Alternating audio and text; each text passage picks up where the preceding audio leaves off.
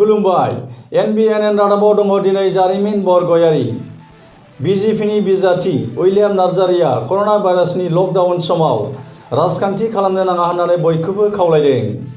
बुहुमनाङैनो साग्लोबसारनाय गिख्रंथाव बेराम कर'ना भाइरासनिफ्राय रैखाथि मोननो थाखाय हादोरनि गाहाय मन्थ्रि नरेन्द्र मोदीआ 21 सान थाला बन्द लकडाउन फोसावनाय समाव गासै आइ आफा रायजो राजाफोरखौ न' सिङाव थानानैनो लकडाउनखौ फालिनो थाखाय खावलायदों। 5 नं सराइबिल बिटिसि बियाबनि बिजेपि दोलोनि बिजाथि उइलियाम नार्जारिया। बयनिसिमबो खुलुमबाय। बे समावहाय बेखौनो आङो दिनैहाय खावलायनो सानदों जे लकडाउन जे बुहुमनाङैनो जे सोलिबाय थानाय फ्राय दिनैहाय मिडियानि थ्रुयै जोङो मिथिनो मोनदों जे दिनैहाय गासिबो भारतआवनो बा विभिन्न कान्ट्रियावनो दिनै बे लकडाउनखौ मानिदों। मानो होनोब्ला बे मानिनाया जों साफ्रोमनिबो कर्तब्य। मानो होनना बुङोब्ला जाय मानिगोन बेनो दिनैहाय गाव गावनि जिबनखौ सेभ खालामनो हागोन। दा बे मथैनो दिनैहाय फ्राय भारत नाङैनो बे लकडाउनखौ मानिनायनि थाखाय साफ्रोमखौबो बा बिटिसि एरियानि साफ्रोमबो बिदा फंबाय बा बिमा बिफानिसिम आंनि साबायखरखौ जासिहरदों। दा बे समाव आं फंनैसो बेखौनो आं बुंगोन जे दिनैहाय आसामनि चिफ मिनिस्टार सर्बानन्द सन'वाल सारखौ आङो हामबाय होनगोन आरो बेजों लोगोसे डक्टर हिमन्त बिश्व शर्मा सारखौ आं हामबाय होनगोन। मानो होनना बुङोब्ला जों साफ्रोमनि बिदा फंबाय जों साफ्रोमनि सुबुंनि थाखायनो दिनैहाय सान हर बे कर'ना भाइरासखौ माबोरै होबथानो हागोन बिनि थाखाय बियो सान हर दिनै खामानि मावगासिनो दं।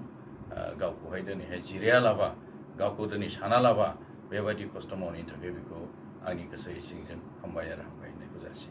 बुहुमनाङै साग्लोबसारनाय गिख्रंथाव बेराम कर'ना भाइरासनिफ्राय रैखाथि मोननो थाखाय लकडाउन समाव गासै आइ आफा रायजो राजाफोरखौ न'आव फालिनो खावलायनायजों लोगोसे लकडाउन समाव आइ आफा रायजो राजाफोरनो जायफोर गोसो गुदुं सुबुंफोरा राङारि अनसुंथाइ होनो थाखाय चिफ मिनिस्टार रिलिफ फान्डनोबो राङारि अनसुंथाइ होनो खावलायदों।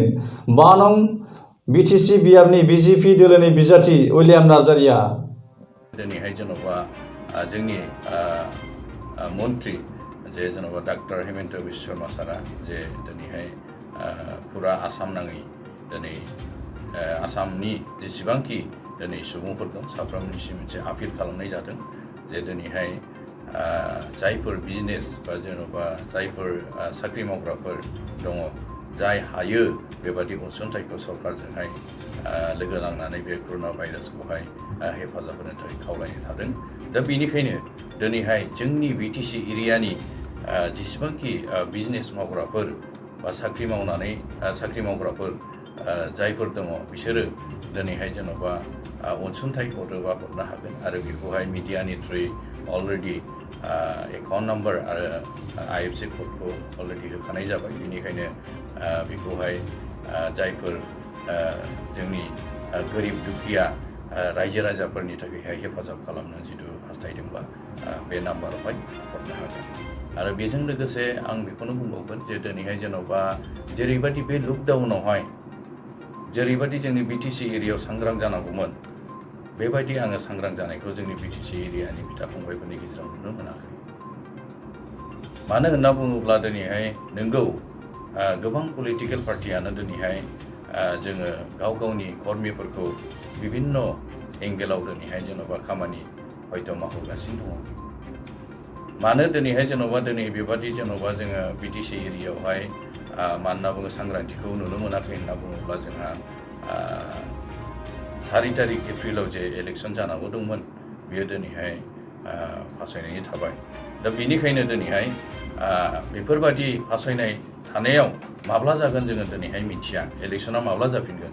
दा बेनिखायनो दिनैहाय सर्ट टाइमाव जिथु जायोब्ला दा बेनिखायनो दिनैहाय जेन'बा जोङो बे खामानिखौबो दिनैहाय जिरायनानै थानायनि सम नङा होननानै हयथ' जिथु बिदि साननानै जिथु मावदोंब्ला बिभिन्न पलिटिकेल पार्टिनि लिडारफ्रा बेफोरबादि जिथु बिथोन होदोंब्ला बे जोंनि थाखाय खुब दुखुनांथाव बाथ्रा जागोन।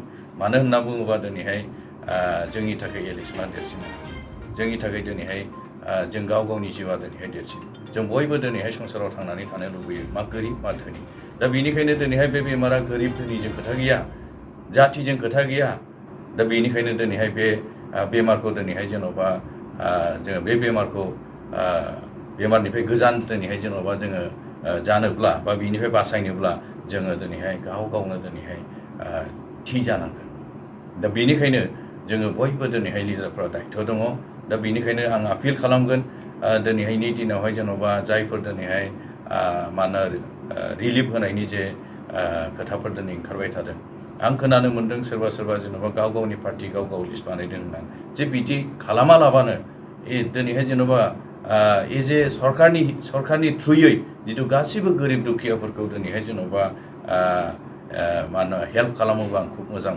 मोनगौ आरो दिनै आङो रंजानाय मोनगौ मानो होनना बुङोब्ला दिनैहाय गोरिब गुन्द्राफोरा दिनैहाय जेन'बा खुनु दिनैहाय पार्टिजों खोथा गैया बिसोर मोनजानांगौ थांनानै थानांगौ दा बेनिखायनो दिनै आं आपिल खालामगोन दिनैहाय जिथु नों जिखुनु पलिटिकेल पार्टियानो जिथु अनसुंथाइ होनो जिथु लुबैदोंब्ला आंहा बहुत बुंनांगौ खोथा गैया खिन्थु थ्रु सरकारनि थ्रुयैहाय जेन'बा जे बे खामानिया इमप्लिमेन्ट जायो बा मावफुंजायो आं बेखौसो आङो दिनै खावलायदों। बेजों लोगोसे दिनैनि रादाबा एसेनोसै गोजोन्थों।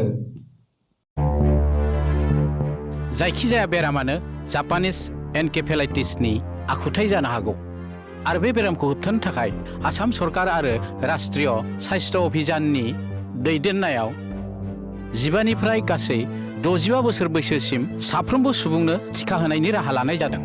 जोबोद थाबैनो क'क्राझार जिल्लायावबो जापानिज एनकेफेलाइटिस बेरामनि टिकाकरन होनाय जागोन। गोरबोआव थानाय हिन्जाव आरो गोब्राब बेरामाव गोलैना थानाय रोगिफ्राबो डाक्टारनि बोसोन लानानै टिका लानाया गोनांथार। फै जों गासैबो बे टिकाकरन बेबस्थाखौ बोजबनानै जापानिज एनकेफेलाइटिस बेरामखौ होबथानो नाजानि।